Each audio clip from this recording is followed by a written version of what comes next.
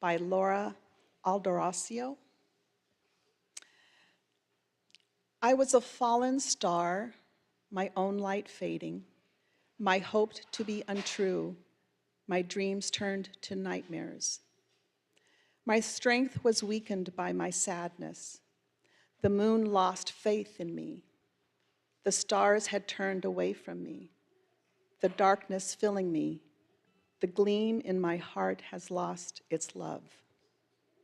But then, suddenly, the sun, her extravagant light, her rays reaching out in love, her gentle breaks through the clouds shouted with compassion. Her love shined to my heart's center. Brilliant faith in me touched my soul. My love returned, my faith restored, my strength overcome. My luminous soul lightened until the darkness slowly disappeared. I am a shooting star, circling over God's majestic creation, reaching out in my peace to others, glittering the heavens of the sky.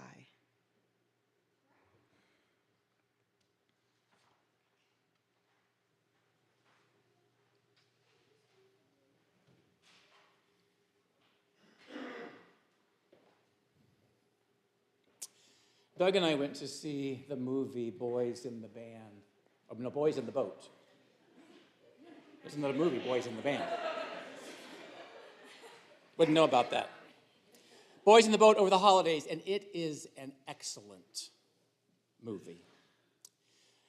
And it's by the book by the same name about the junior varsity rowing crew at the University of Washington.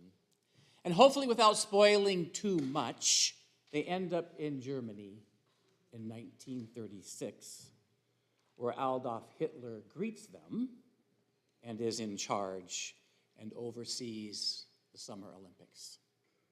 Every time I read a book about World War II, or see a movie about World War II, or even something that nods to World War II, I am so thankful the war ended the way it did. Have you ever imagined if Hitler and Hirohito had been successful? That the Allied victory had never occurred. Instead of a victory in Europe Day or a victory in Japan Day, there was instead VA Day, victory over America. Imagine the invading Japanese and German troops were instructed to round up Americans into groups of 10,000, allowed to bring only what they can carry on their backs, and then force march them to the nearest train station, then on to the nearest seaport or airport, then on to huge troop-carrying ships or planes, taking Americans away from the United States. Imagine in the chaos and the confusion, families getting separated, those in weakened states of health with no care dying, plus the sheer terror of being invaded. The haunting last memory of your home and hometown, many of which have been leveled, along with the loss of life, scattered all around.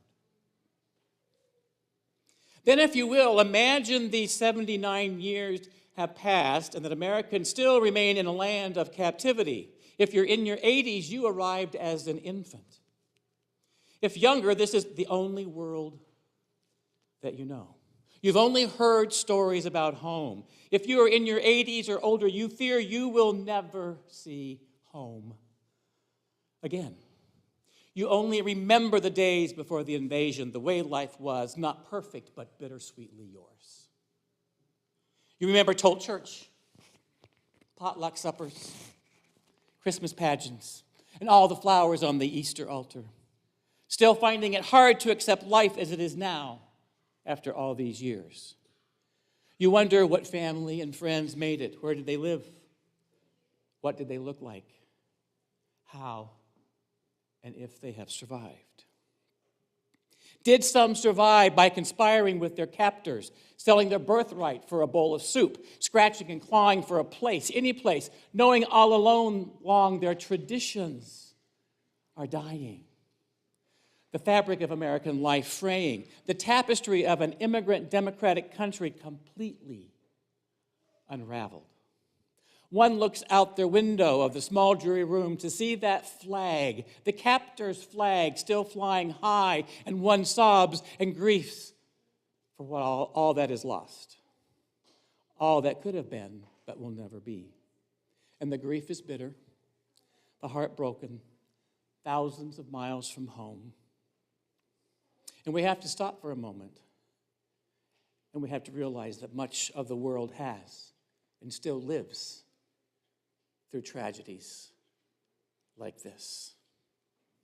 And it was to such broken hearts that the Hebrew prophet Isaiah once delivered a message of comfort. Miles, thousands of miles from devastated Jerusalem, across the desert from the destroyed homeland, in the middle of unspeakable tragedy, suffering, and grief, a prophet spoke and penned some of the most healing words. Under the eye of haughty Babylonian power that humiliated, crushed, exiled, and then held the Hebrews captive, this new voice was heard. You see, these Hebrew people had to be perpetually getting ready for a return to their land by being positive